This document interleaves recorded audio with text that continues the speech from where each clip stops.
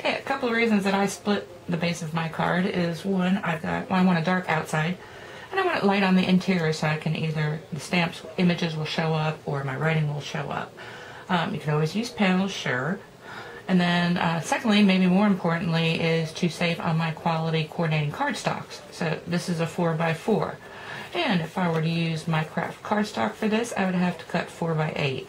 Not a big deal if you're making one of them, but if you're making 8, if you're making 12, if you're making 16, that's half your cardstock.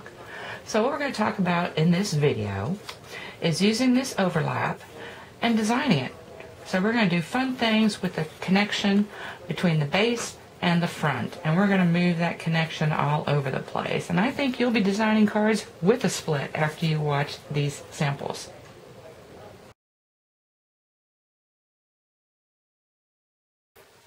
So I'm going to change up that first card, but the same design considerations, only this time I'm going to take my back piece of cardstock and come over the top.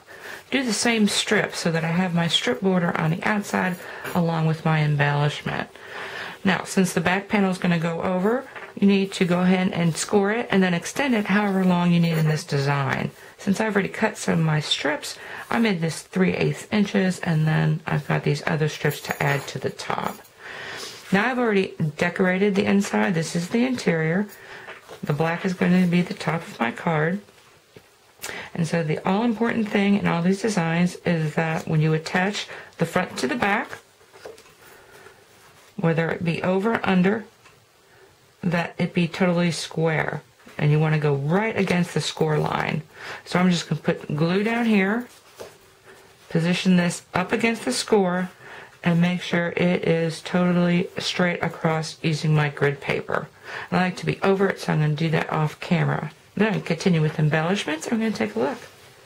Okay, so I've got everything on the card, and really regardless of which design you choose, the best thing about having a separate front from the back is that you automatically have a design element. So rather than have an entirely black interior or entirely Sahara sand in this case, you've already got this split. So we're going to continue to play with that, but also I didn't want to go over any demonstrations. This is one where the back of the card again folds over, and all you do is put a scallop edge on that. And then conversely, if you're putting the back of your card, which in this case is completely white, on the inside, also a scalloped edge. With this card, I also, as long as I'm cutting things up, I created this flap. This is just an envelope, and instead of having the flap here, I folded it under and put in a die cut overlay. So a nice thing is it's kind of lined all by itself, and it only takes a 5x5 because this triangle isn't very deep. Anyway, something to think about. Nice, pretty combination. Now, the other thing to think about is you have an opportunity to use some of these smaller punches in the base of your card. And what I'm talking about is here's my front panel. This is going to be a tall teepee fold. And so I went ahead and punched the edge with my hearts. And then when I made the back, I just wanted to make sure that when my card was open, these hearts would be visible on the inside with the white cardstock showing. But then on the front, you're going to see them trimmed here. So, really nice. Let me put that together. And while I'm doing that, before I come back, I want to show you a 3-piece technique. And so this is not the card I make doing the demonstration, but you'll understand this end piece here.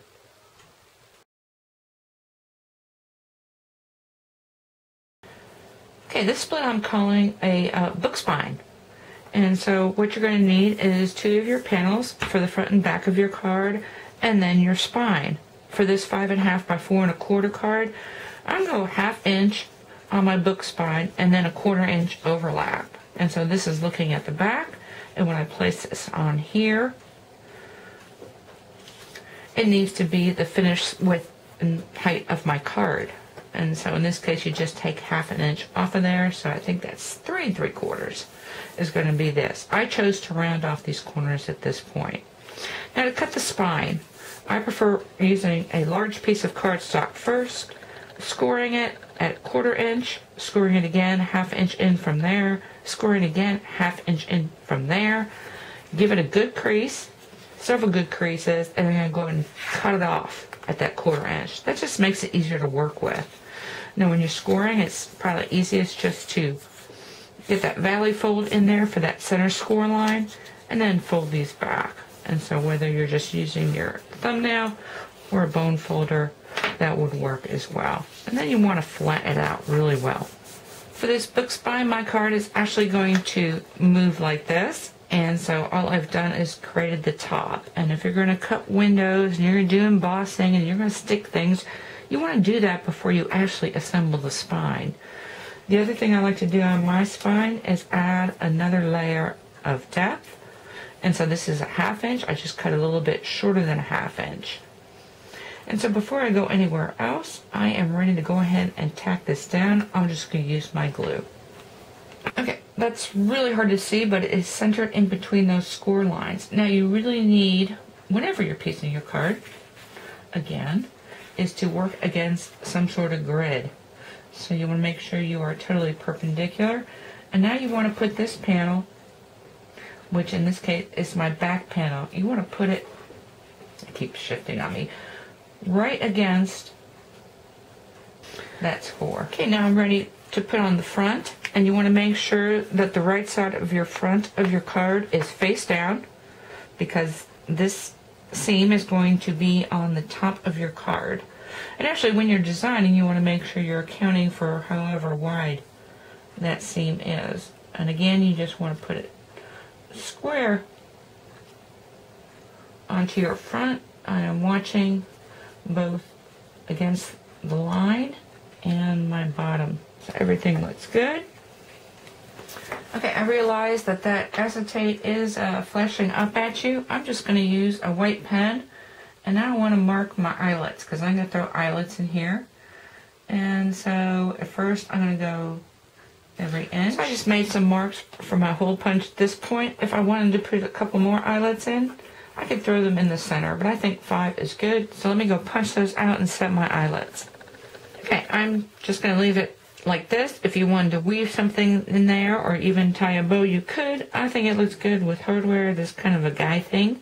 I think acetate and hardware works good. And then on the inside, I just put some line cards. Now be aware that when you do write something in here, it is going to show through, but this stamp was busy enough. And this is Letterpress Winter is what I'm using to stamp on the acetate. Okay, moving on to the next. I have a couple of finished cards to talk to. So this was the finishing one with the punches. And just remember, your directional punches can be more versatile when you split your base from the front of your card. Of course, with all those punched hearts, I just extended down with the yellow and up with the little white pieces. And I've left this generic so that I can add a tag depending on what I want to send it for. And this design's good with whatever kind of square image you put in here. So you could have put the window like this, or one large stamp and then split it into frames, which is really popular. Now this book spine, this is just done in different colors. I didn't eyelet anything. I just punched some holes and threaded some ribbon in this example. What I wanted to share here was the fact that a dry embossed image, which I inked on the top, also looks interesting on the inside. And so that is really nice. So rather than sticking this on a panel, this is a neat way to make this the front of your card and also the inside of your card. Really nice. And then I was thinking, what other techniques make a nice front and an interesting back as well? So the other thing that looks good from the front and back, which would be great for this base card split idea, is ink blots. And I always have trouble picking which side I want to use when I'm creating an ink blot. Now when I've done these, I'm going to extend them because the last technique I want to talk about is a freeform cut line. So no scalloped edge, no straight edge. This is just going to go by the way of your stamp. And this I decided was going to be the inside.